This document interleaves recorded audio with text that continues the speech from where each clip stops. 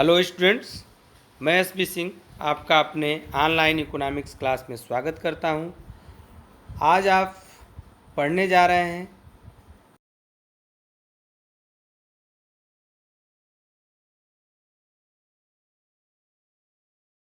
Video मैंने पहले ही provide कराया है, जिसमें मैंने आपको बताया है समष्टि अर्थशास्त्र किसे कहते हैं, समष्टि अर्थशास्त्र और व्यष्टि अर्थशास्त्र में अंतर क्या होता है, पूंजीवादी अर्थव्यवस्था किसे कहते हैं। आज के इस वीडियो में हम पढ़ने जा रहे हैं अर्थव्यवस्था के प्रमुख क्षेत्रकों को। चलिए स्टार्ट करते हैं आज के वीडियो को। अर्थव्यवस्था के क्षेत्र।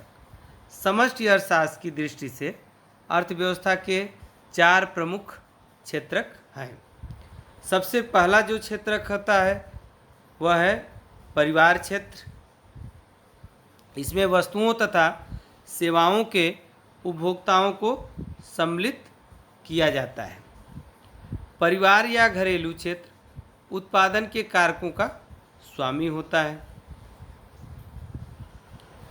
अर्थात परिवार क्षेत्र में हम उत्पादन के विभिन्न कारकों के जो स्वामी होते हैं, जैसे भूमि, पूंजी, श्रम अर्थात अथवा अन्य कर्मचारी जो उत्पादन क्षेत्र में प्रयोग किए जाते हैं, उन सभी के स्वामी जो होते हैं वह परिवार क्षेत्र में सम्मिलित किए जाते हैं।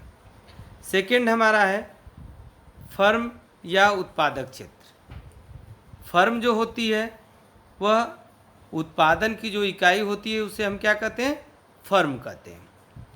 तो उत्पादक क्षेत्रक में उन सबको सम्मिलित किया जाता है जो उत्पादन क्रिया में लगे होते हैं। अब इसमें हम दोनों क्षेत्रों में को रिलेशन देखेंगे। उत्पादक क्षेत्र को जो कारक प्राप्त होते हैं, जैसे भूमि, पूंजी, श्रम, ये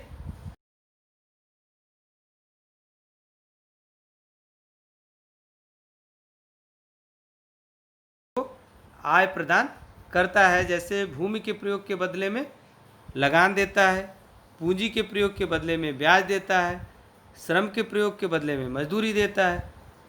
तो इस प्रकार जो उपभोक्ता होते हैं वह परिवार क्षेत्र से आते हैं और जो उत्पादन करने वाली इकाइयां हैं उन्हें हम फर्म या उत्पादक क्षेत्र में सम्मिलित करते हैं।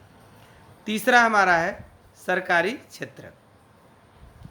सरकारी क्षेत्र कल्याणकारी एजेंसी के रूप में कार्य करता है, जैसे न्याय तथा कानून को बनाए रखना, सुरक्षा तथा अन्य सार्वजनिक कल्याण संबंधी सेवाएं प्रदान करना। सरकार एक उत्पादक के रूप में भी कार्य करती है। अब उत्पादक के रूप में इस प्रकार कार्य करती है, आप कई विकासशील देशों या मिश्रित अर्थव्यवस्था वाले देशों में आप देखेंगे कि सरकार जो है वह जो स्वास्थ्य सुविधाओं को प्रदान करने के लिए हॉस्पिटलिटी की व्यवस्था चलाती है, इसके अतिरिक्त शैक्षिक संस्थान चलाती है, रेलवे इत्यादि का संचालन करती है, और भी बहुत सारी जो है उत्पादन इकाइयां हैं जिनका संचालन जो होती है वो सरकार करती है। अर्थात राज्य जो होता है वह एक कल्याणकारी एजेंसी के रूप में कार्य करता है, उसे ही हम अर्थशास्त्र में क्या करेंगे, सरकारी क्षेत्र के रूप में बताएंगे। फोर्थ हमारा है वाह्य क्षेत्र। वाह्य क्षेत्र या विश्व क्षेत्र जो होता है, इस क्षेत्र का कार्य वस्तुओं का निर्यात एवं आयात करना तथा घरेलू अर्थव्यवस्था एवं विश्व के अन्य देशों के बीच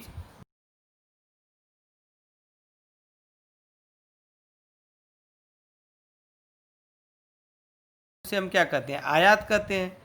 और जब कोई देश अन्य देशों को वस्तुएं और सेवाएं बेचता है तो उसे हम निर्यात कहते हैं।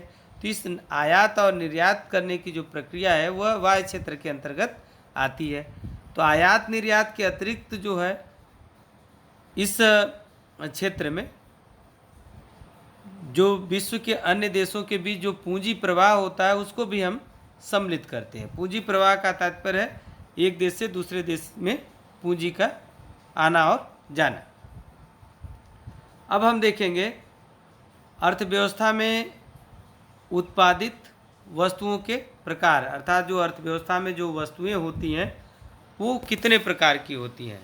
अब वस्तुओं के प्रकार को जानने की आवश्यकता इसलिए है क्योंकि समष्टि अर्थशास्त्र में एक एक वस्तुओं का अध्ययन या व्यक्तिगत स्तर पर वस्तुओं का अध्ययन नहीं किया जाता है, वरन किसी वस्तु को प्रतिनिधि वस्तु मान करके उसके संदर्भ में संपूर्ण अर्थव्यवस्था का अध्ययन किया जाता है। परंतु कोई एक वस्तु जो होती है वह सभी वस्तुओं की प्रतिनिधि नहीं बन सकती, क्योंकि उनकी प्रकृति अलग होती है। जैसे कृषि वस्तुएं अलग होती हैं, औद्योगिक वस्तुएं अलग होती हैं। इसीलिए जो वस्तुओं की प्रकृति के आधार पर उन्हें अलग अलग भागों में बांट लिया जाता है। तो वस्तुओं को हम पहले 4 भागों में बांटेंगे: उपभोक्ता वस्तुएं, पूंजीगत वस्तुएं, मध्यवर्ती वस्तुएं और अंतिम वस्तुएं।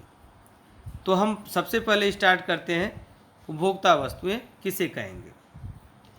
उपभोक्ता वस्तुएं वह वस्तुएं होती हैं जो मानवीय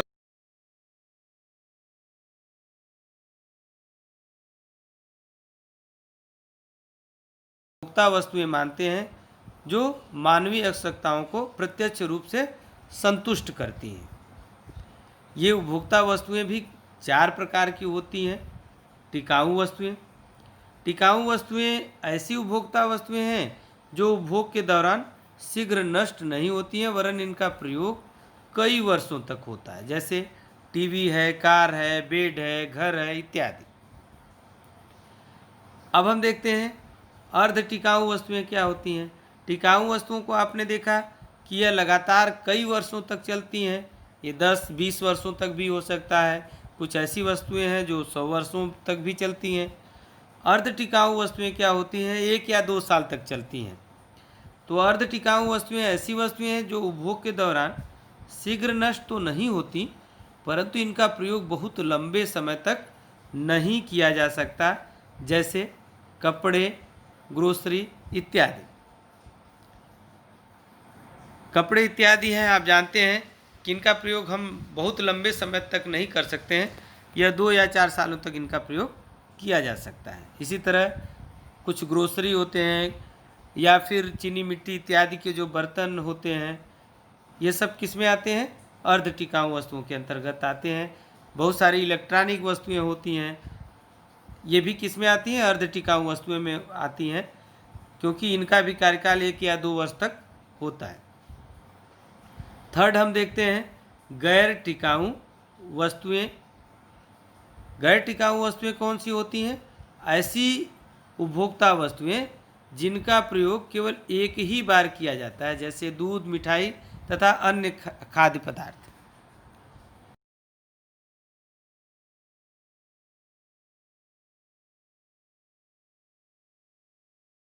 उनका दोबारा प्रयोग नहीं किया जा सकता है। दूसरी तरफ टिकाऊ और अर्ध टिकाऊ वस्तुएं ऐसी हैं जिनका भौतिक रूप जो होता है वह पहली बार ही प्रयोग करने से समाप्त नहीं होता है।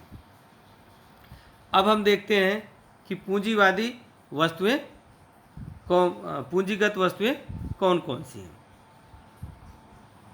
या पूंजीगत वस्तुएं किसे कहते हैं। ये ऐसी अंतिम वस्तुएं हैं जो उत्पादन में सहायक होती हैं तथा आय सृजन के लिए प्रयोग की जाती हैं। ये उत्पादक की पूंजीगत परिसंपत्ति में वृद्धि करती हैं, अर्थात वे वस्तुएं जो उत्पादन प्रक्रिया में सहायता प्रदान करती हैं। उत्पादन करने के लिए उन वस्तुओं का प्रयोग किया जाता है, उन्हें हम क्या कहते हैं, पूंजीगत वस्तुएं कहते हैं। जैसे मशीनें हैं। अब ये मशीनें जो होती हैं ये सदैव पूंजीगत होती हैं, ऐसा नहीं होता है।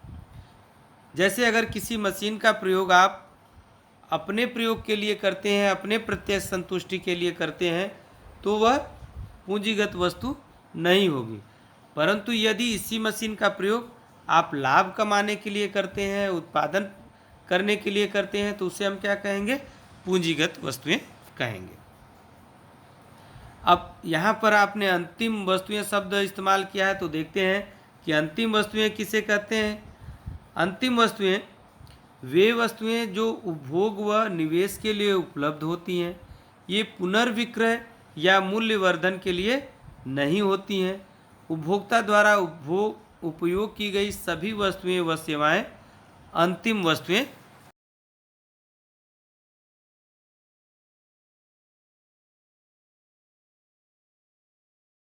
पुनः उनको उत्पादन में प्रयोग नहीं किया जाएगा। उनका प्रयोग अब उपभोक्ता करेगा, उसे हम क्या कहते हैं, अंतिम वस्तुएं कहते हैं। यह उत्पादन प्रक्रिया को जो है वो पार कर चुकी होती हैं, उनकी लाइन को क्रॉस कर चुकी होती हैं। दूसरी तरफ मध्यवर्ती वस्तुएं किसे कहते हैं? मध्यवर्ती वस्तुएं ये ऐसी वस्तुएं और सेवाएं हैं जिनकी एक ही वर्ष में पुनः बिक्री की जा सकती है या अंतिम वस्तुओं के उत्पादन में कच्चे माल के रूप में प्रयोग की जाती है, जिनका रूपांतरण संभव है।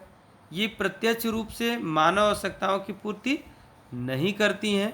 उत्पादक द्वारा प्रयोग की गई सेवाएं जैसे वकील की सेवाएं, कच्चे माल का उपयोग इत्यादि, इन्हें हम क्या कहते हैं, मध्यवर्ती वस्तुएं कहते हैं।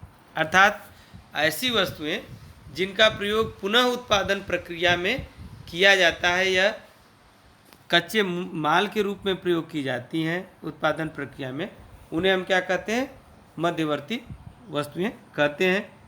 अंतिम वस्तुओं की गणना जो होती है वह राष्ट्रीय आय में की जाती है, परंतु मध्यवर्ती वस्तुओं की गणना जो है वह राष्ट्रीय आय में नहीं की जाती है, क्योंकि यह पुनः जिस वस्तु के उत्पादन में सहायक होती हैं उनमें इनका मूल्य जो है जुड़ जाता है। अब हम आगे देखेंगे कि निवेश किसे कहते हैं। निवेश जो होता है वह पूंजीगत वस्तुओं के स्टॉक में जो वृद्धि होता है उसे